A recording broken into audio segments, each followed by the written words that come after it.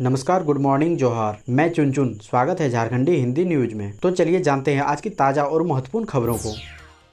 आज की पहली और बड़ी खबर की बात करें तो स्वास्थ्य मंत्री ने कहा, टीका की कमी के कारण वैक्सीनेशन सेंटर बंद होने के कगार पर पहुंचा। झारखंड के स्वास्थ्य मंत्री बन्ना गुप्ता ने कहा कि झारखंड उन प्रदेशों में शामिल है जहां लोग एक एक अन्न के दाने का सम्मान करते हैं, उसकी कीमत समझते हैं। यही कारण है कि राज्य में राष्ट्रीय औसत से काफी कम कोविड-19 वैक्सीन की वेस्टेज हुई है। स्वास्थ्य मंत्री ने बुधवार को रांची स्थित कॉन्फ्रेंस भवन में पत्रकारों से बातचीत में कहा कि 13 मार्च को प्रधानमंत्री नरेंद्र मोदी ने देश के सामने यह घोषणा की कि भारत पूरी दुनिया के लिए वैक्सीनेशन हब बनेगा। दुनिया भर के देशों को कोविड-19 वैक्सीन उपलब्ध कराया जाएगा, लेकिन अब देश में ही वैक्सीन की कमी होने लगी है।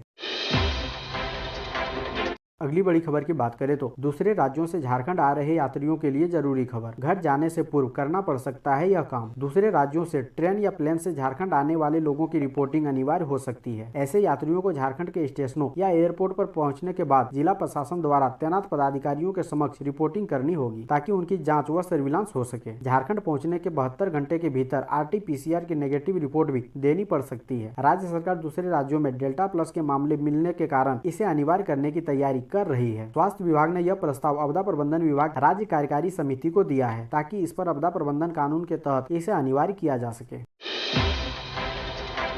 अगली बड़ी खबर की बात करें तो निजी स्कूलों में फीस बढ़ोतरी को लेकर सरकार ले सकती है बड़ा फैसला। झारखंड स्कूली शिक्षा एवं साक्षरता विभाग निजी स्कूलों की फीस बढ़ोतरी पर नियंत्रण तथा कोरोना वायरस महामारी के कारण ट्यूशन शुल्क छोड़कर अन्य शुल्क नहीं लेने के मामले में विधि परामर्श ले रहा है। हालांकि विभाग ने मई माह में ही विधि विभाग से इस संबंध में परामर्श मांगा था, लेकिन अभी तक परामर्श नहीं मिला है। विभाग ने निजी स्कूलों में फीस बढ़ोतरी आदि को लेकर झारखंड सहित कुछ अन्य राज्यों के उच्च न्यायालयों के आदेशों तथा सर्वोच्च न्यायालय के आदेशों को लेकर विधि विभाग से परामर्श मांगा है।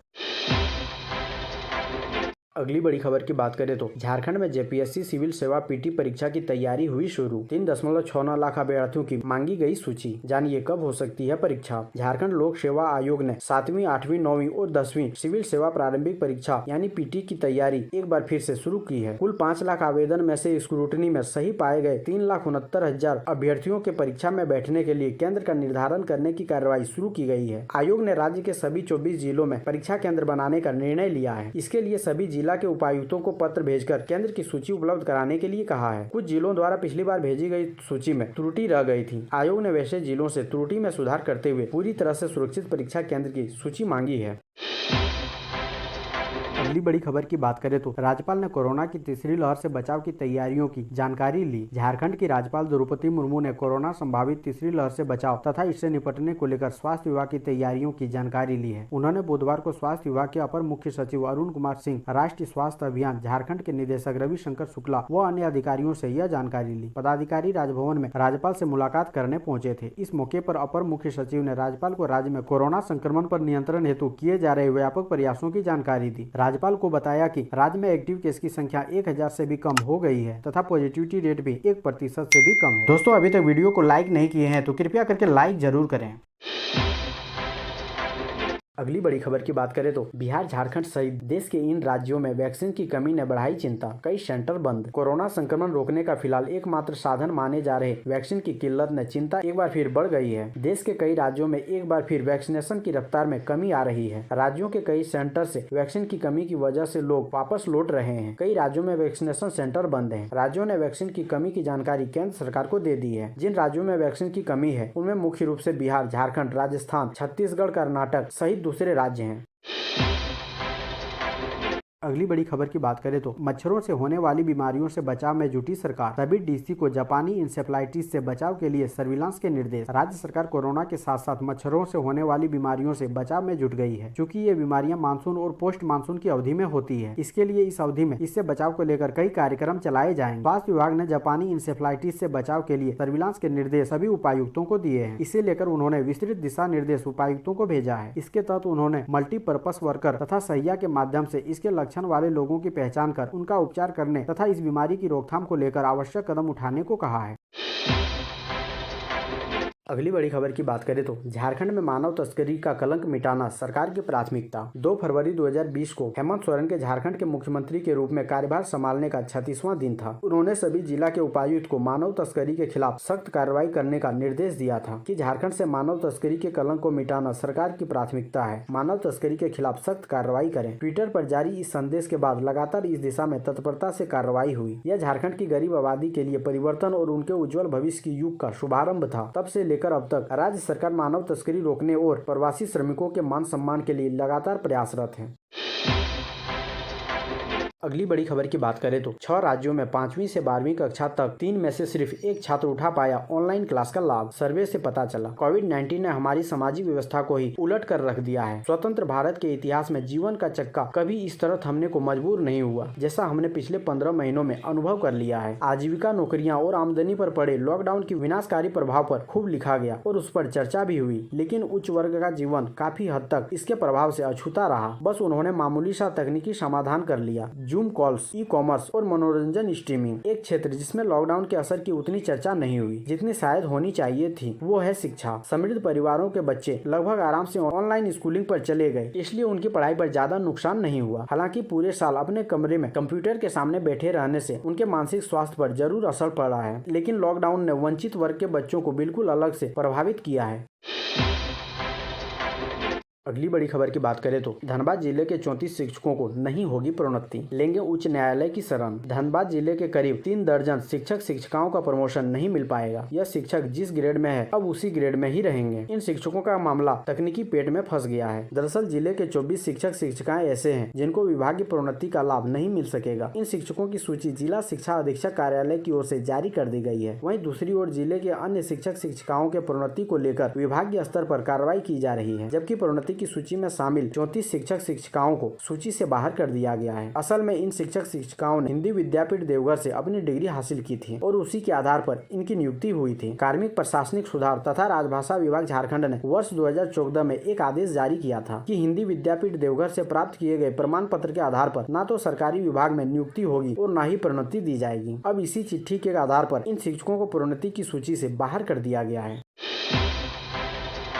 अगली बड़ी खबर की बात करें तो कोरोना वैक्सीन की कमी को लेकर स्वास्थ्य मंत्री का केंद्र पर हमला। बीजेपी ने हेमंत सरकार पर प्लानिंग पर उठाए सवाल। झारखंड में कोरोना वैक्सीन की कमी की वजह से लोगों को टीका नहीं लग रहा है। राज्य की राजधानी रांची में भी सिर्फ 3 ही सेंटर चल रहे हैं। इसके अलावा अन्य सेंटर पर ताला लटका हुआ है। वैक्सीन की कमी का ठिकरा राज्य के स्वास्थ्य मंत्री ने केंद्र पर फोड़ दिया है। उन्होंने कहा कि केंद्र सरकार राज्य के साथ सौतेला व्यवहार कर रही है। स्वास्थ्य मंत्री बन्ना गुप्ता ने केंद्र सरकार पर आरोप लगाते हुए कहा कि केंद्र सरकार हमारे साथ सौतेला व्यवहार कर रही है। हमने वैक्सीन की कमी को पूरा करने के लिए केंद्र से कहा था, लेकिन उन्होंने हमारी बात नहीं मानी।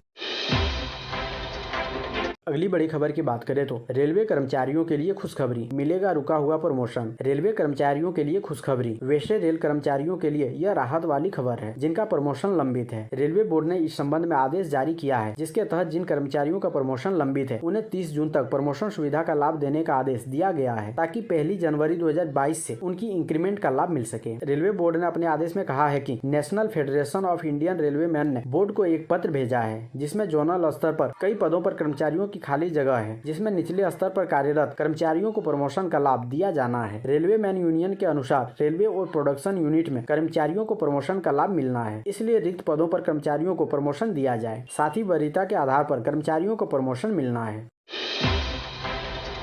अगली बड़ी खबर की बात करें तो पूर्वी सिंहभूम के 21 स्कूल बनेंगे +2 हाई स्कूल। पूर्वी सिंहभूम के 21 हाई स्कूल को इस शैक्षणिक सत्र में +2 हाई स्कूल का दर्जा मिलने की संभावना है। इस आशय का पत्र जिला शिक्षा पदाधिकारी की ओर से उपायुक्त के अनुमोदन के बाद स्कूली शिक्षा एवं साक्षरता विभाग को भेज दिया गया है। इनमें सबसे ज्यादा स्कूल बरहागोड़ा एवं पोटका के हाई स्कूल शामिल है, जो +2 में परिणित होंगे। मालूम हो कि पूर्वी सिंहभूम जिला में यह प्रस्ताव सबसे अंत में गया है। अन्य जिलों से प्रस्ताव पहले ही मिल चुका है। भेजी गई स्कूलों की सूची का अनुमोदन प्रखंड स्तर के शिक्षा पदाधिकारियों ने किया है। इस सूची को जिला प्रशासन के स्तर से 3 दिन बाद वापस किया गया। अगली बड़ी खबर की बात करें तो झारखंड में एनपीएस में 4% की वृद्धि। कैबिनेट में 8 प्रस्तावों पर लगी मुहर। मंगलवार को हुई झारखंड मंत्री परिषद की बैठक में 8 प्रस्तावों पर मुहर लगाई गई है। इसमें सेवा काल में मृत सरकारी कर्मियों के आश्रितों की अनुकंपा के आधार पर नौकरी में नई नियमावली को मंजूरी दी गई है। इसके तहत अब आवेदक के लिए शैक्षणिक योग्यता में हिंदी टाइपिंग की अर्हता को शिथिल कर दिया गया है। नौकरी मिलने के बाद टाइपिंग की निर्धारित क्षमता हासिल करनी होगी। साथ ही राज्य के सरकारी कर्मचारियों को नेशनल पेंशन स्कीम के तहत सरकारी अंशदान की राशि 10% से बढ़ाकर 14% कर दी गई है। कैबिनेट सचिव वंदना डाडेल के मुताबिक राज्य भर में जनजातीय समुदाय के धार्मिक एवं पवित्र स्थलों सरना समना हड़गड़ी स्थलों के सौंदर्यीकरण की योजना को भी मंजूरी दी गई है। अगली बड़ी खबर की बात करें तो झारखंड में पूरे धूमधाम से मनाया गया हूल दिवस। सीएम हेमंत सोरेन समेत कई लोगों ने दी श्रद्धांजलि। हूल दिवस के अवसर पर झारखंड के मुख्यमंत्री हेमंत सोरेन ने अमर शहीद सिद्धू कान्हू की तस्वीर पर पुष्प अर्पित कर नमन किया और आज के दिन को अंग्रेजी हुकूमत के खिलाफ आदिवासी के विद्रोह, संघर्ष और उनके बलिदान को याद करने का विशेष दिन बताया। सीएम के साथ ही पूर्व सीएम बाबूलाल मरांडी एवं अन्य दलों के नेताओं और सामाजिक कार्यकर्ताओं ने पूरे प्रदेश में श्रद्धांजलि दी। अगली बड़ी खबर की बात करें तो तैयार रहने को अभियान निदेशक का फरमान। सभी डॉक्टर और कर्मचारियों को दिया जाएगा प्रशिक्षण। कोरोना वायरस की दूसरी लहर में ऑक्सीजन की सबसे ज्यादा मांग रही। अब फिर से संभावित तीसरी लहर को देखते हुए अभियान निदेशक ने धनबाद सहित सभी जिलों के उपायुक्त और सिविल सर्जन को विशेष तैयारियों के निर्देश दिए हैं। तीसरी लहर में सदर अस्पताल और SNMMCH में खुद डॉक्टर और कर्मचारी ऑक्सीजन तैयार करेंगे। इसके लिए कर्मियों और डॉक्टरों को जल्द प्रशिक्षण दिया जाएगा। दोनों जगहों पर ऑक्सीजन का PSA प्लांट तैयार अंतिम चरण पर है। जानकारी देते हुए civil surgeon doctor Gopal Das ने बताया कि धनबाद में सिविल सर्जन के साथ मेडिकल कॉलेज के डॉक्टर मृत्युंजय नामित किए गए हैं। इन दोनों के निर्देशन में डॉक्टर और कर्मचारियों को मेडिकल कॉलेजों में प्रशिक्षण दिया जाएगा। प्रशिक्षण के लिए डॉक्टर और कर्मचारियों की लिस्ट तैयार की जा रही है। ऐसे ही महत्वपूर्ण खबरों को जानने के लिए हमारे चैनल को सब्सक्राइब जरूर करें। अब हमें दीजिए इजाजत, मिलते हैं अन्य महत्वपूर्ण खबरों के साथ। धन्यवाद।